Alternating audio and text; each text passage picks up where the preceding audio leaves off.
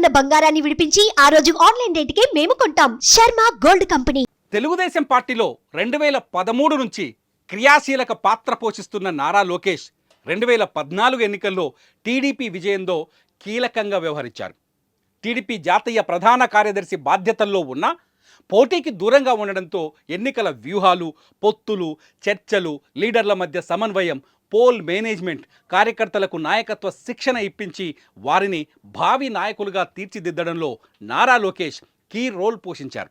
2014లో తెలుగుదేశం పార్టీని అధికారంలోకి తీసుకురావడంలో యువనేత లోకేష్ చొరవ ప్రధాన కారణం. ఎమ్మెల్సీగా ఎన్నికై 3 శాఖల మంత్రిగా బాధ్యతలు విజయవంతంగా నిర్వర్తించారు. 2019లో ప్రత్యక్ష ఎన్నికల్లో మంగళగిరి నియోజకవర్గం నుంచి పోటీ చేసి 5,000కు పైగా ఓట్ల తేడాతో ఓడిపోయారు. ఈ ఓటమి తరువాత నారా లోకేష్ రాటుదేలారు. అపజయం నుంచి గుణపాఠం నేర్చుకున్నారు. ఓడిపోవటం అంటే ఆగిపోవటం కాదు, మరింత గొప్పగా పనిచేస్తూ విజయాన్ని సొంతం చేసుకోవడమని నిర్ణయించుకున్నారు.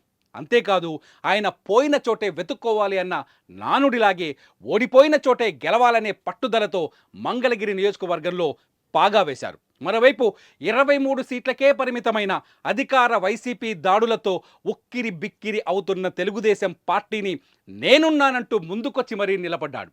కేడర్కి కష్టమొస్తే క్షణం ఆలస్యం చేయకుండా సాయం అందించే యంత్రాంగాన్ని ఏర్పాటు చేసుకున్నాడు. లీడర్లతో మాట్లాడుతూ ధైర్యం నింపాడు.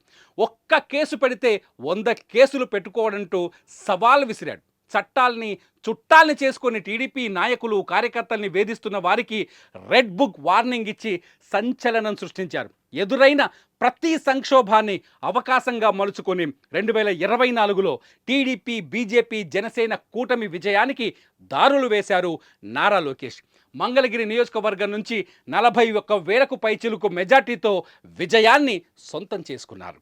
సుమన్ టీవీలో మీ పర్సనల్ అండ్ బిజినెస్ ప్రమోషన్స్ కోసం కింది నెంబర్కి కాంటాక్ట్ చేయండి.